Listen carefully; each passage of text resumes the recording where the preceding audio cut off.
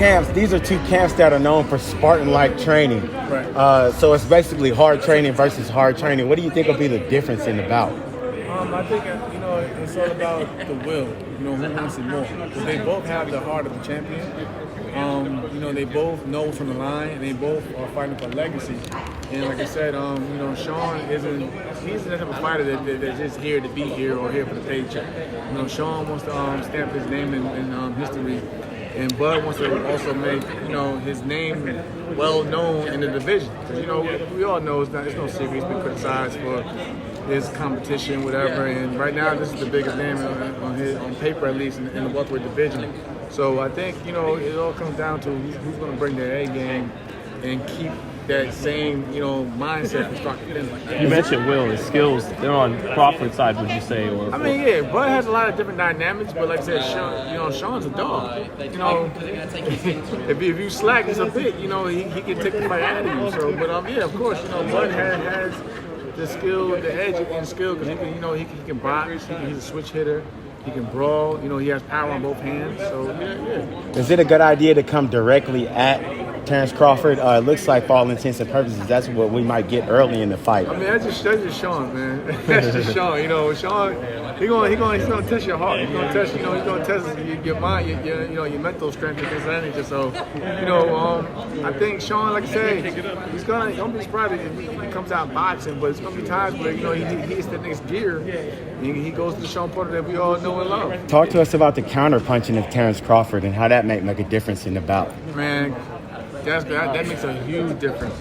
Bud is a better counter puncher than most give him at times because of the way how he finishes fights. But he definitely, he's sharp. And like I said, he countered with one shot, and that could be it right there, or he could change the whole fight around. You talked about one shot. How much power does Bud have in his right hand? Listen, when I'm sparring Bud, I'll tell you like this, man. Like, there's times I got hit with both hands. I'm like, yo, what are you? You right-handed or left-handed? Because I'm like, it feels equally. It feels equally in both hands. So I'm like, yo, I don't. He's like, no, I'm naturally, right-handed. But like, you see him fight southpaw a lot, so you thinking, he's a lefty, but that's how strong he is in both hands. Is he a little better as a southpaw though? I think he has a bit of in both. I think he's more comfortable now over the years being a southpaw, but he wants to fight orthodox. He can do that just as well. Also, how do you expect him to handle the power of how do you expect Crawford to handle the aggressiveness of Shawn Porter? I think he handled it well. I think he will. I think we all know they all say that times Bud may start slow, but when he starts picking up his rhythm and finding his range, he'll start picking them slowly as the rounds go on.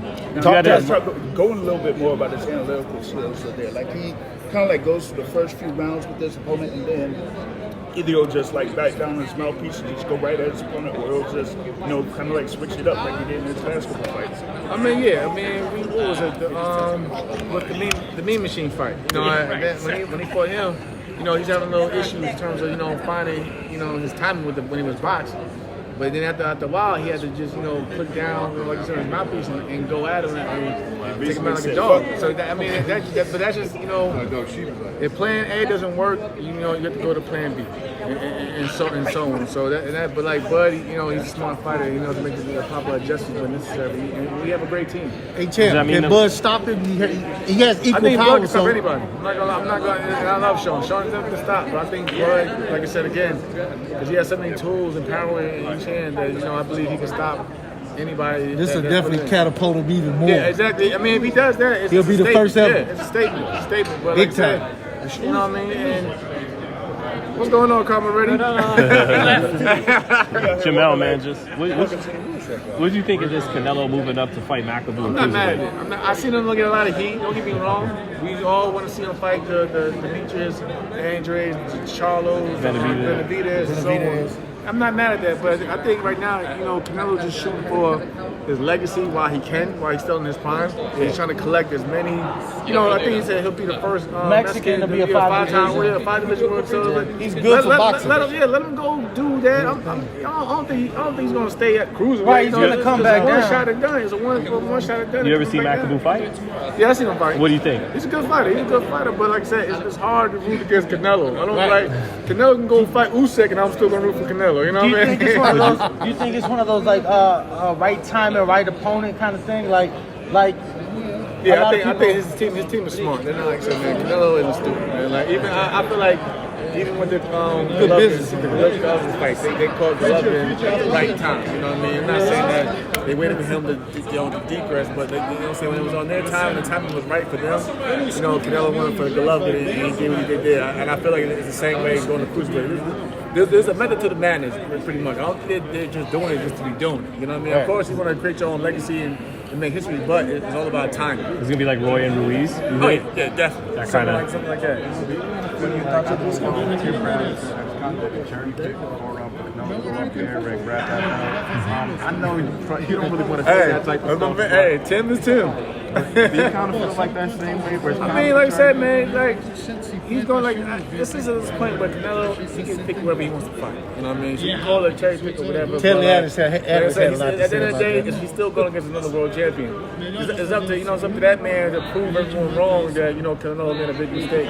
But yeah, you can call it whatever you want to call it, but it is what it is. I mean, people going to tune in regardless. Who to your eyes is the best fighter? You want to see him with the better beer. Those guys. If he's going to go up in weight again, whatever. But like I said, I wouldn't mind seeing him fight the Boo Boos, the Charlos. And, there's a lot of good fights you could make. But like I said, when you're the man, hey, we didn't say much when TVE was doing it. So like I don't have. Well, they did have a lot to say. I mean, they did, but Floyd did what he wanted to do. Floyd, he was in control. He was on board. Yeah. Same goes to Canelo. Canelo's not thinking about no one else but what was right for him, and he gonna do what he do. Jermell, why do you think people aren't saying? Like you said, people got a lot to say. Oh, because there's a lot of fights for him to make at 68 and 69.